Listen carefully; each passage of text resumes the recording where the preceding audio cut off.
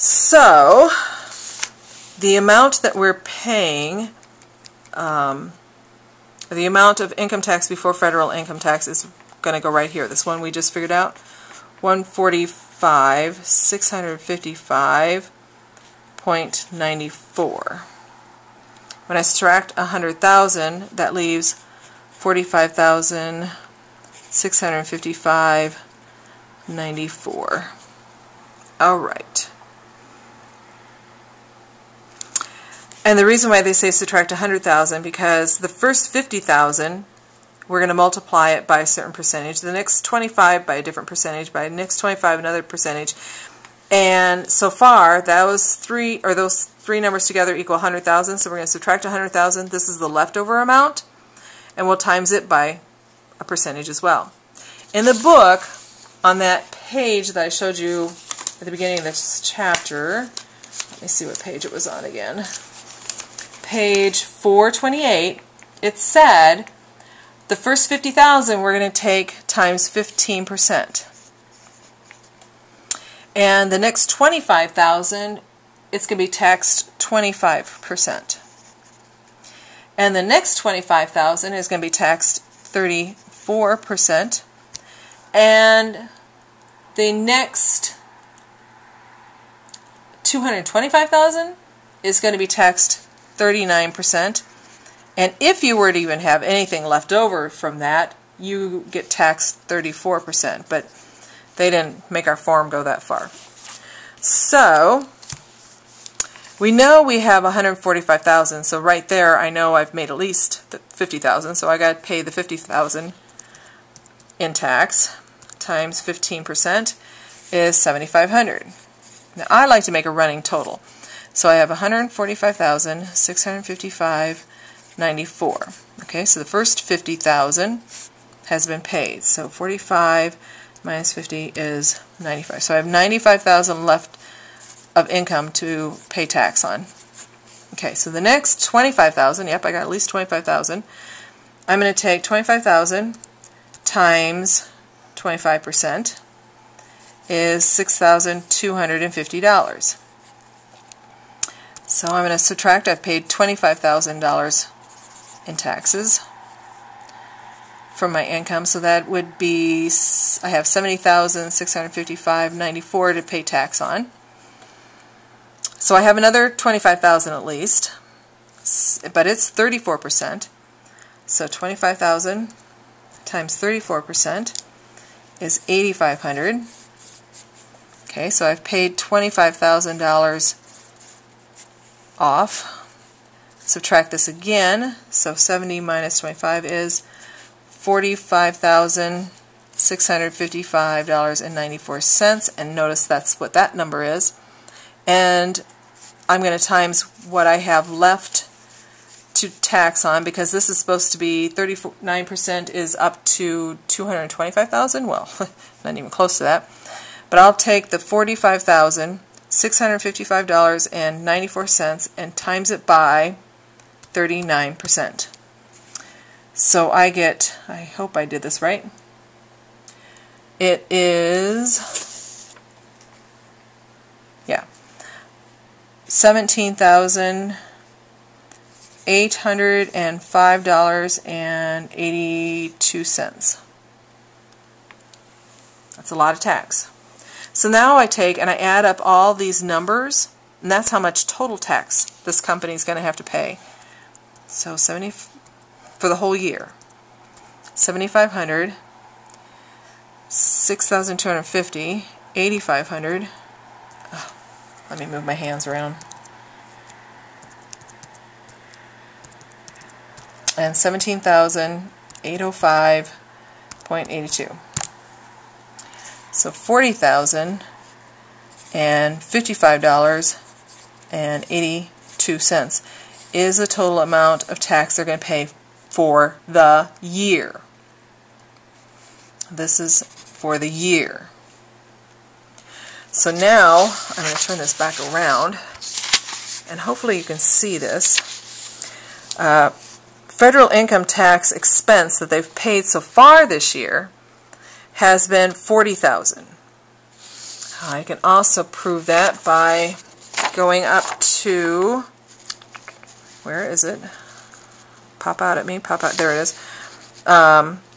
Federal income tax payable, we have to pay so much money yet, because we have paid in right now, expense, $40,000.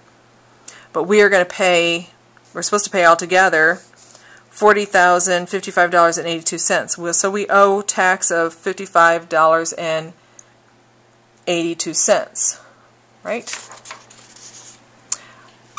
So I need to make an adjustment. See if I can zoom in. I need to make an adjustment for my federal income tax. I'm going to expense it. Oh, I have no idea what letter I'm on. I think it's H. H. 55.82. I have to expense that, and I will owe the government $55.82 yet. So federal income tax payable credit $55.82. Now I can extend those numbers across. Payable goes to the credit column of the balance sheet, $55.82, and the expense extends across to the debit column of the income statement. And I'm checking to make sure you can see. $55.82. Now, I bet they tell us,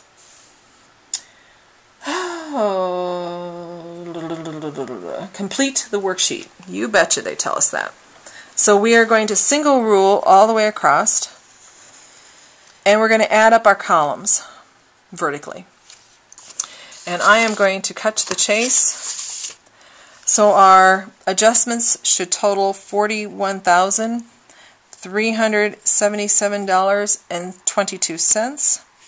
Same in the credit, $41,377.22. Okay, so I'll double rule there. My income statement should have $754,340.22. My credit should be $859,940.34. I'm going to go to my balance sheet next. $368,601.46.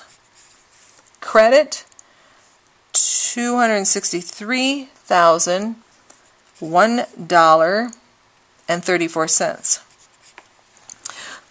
Just like before, the difference between debit and credit for income statement and the difference between debit and credit for balance sheet should equal each other. So if I take those two numbers, 754,340.22 minus 859,940.34, I get, and I have to put it on the lesser side, I would get $105,612. And I add that to the lesser side, which is the 700,000 number. And then I'm going to go to the balance sheet side, 368,601.46 minus 263,001.34. And yes, I get the same number. If you don't, you got something off. And I'll put it on the lesser side. Then I single rule.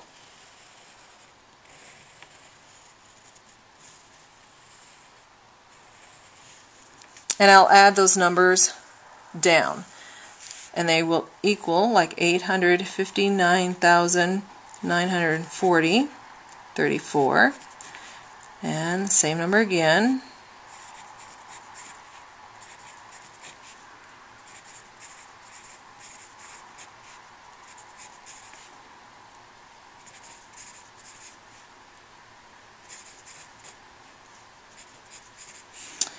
And when they equal, You double rule. We have to label this number here. We have to indicate whether it is a net income or a net loss. And I look at the two numbers right above it. This credit coming in for the income statement is represented by money coming into the business, the revenue. And it is greater than the money going out, which is expenses. So my leftover money would be considered net income. And this is net income after federal income tax. That's the difference between this and when we did it earlier in a different chapter. So net income, and it's hard to write it all, so I just say net inc before Fed taxes. And we are done with that one. 14.6. Now it's your turn to do on your own 14.6.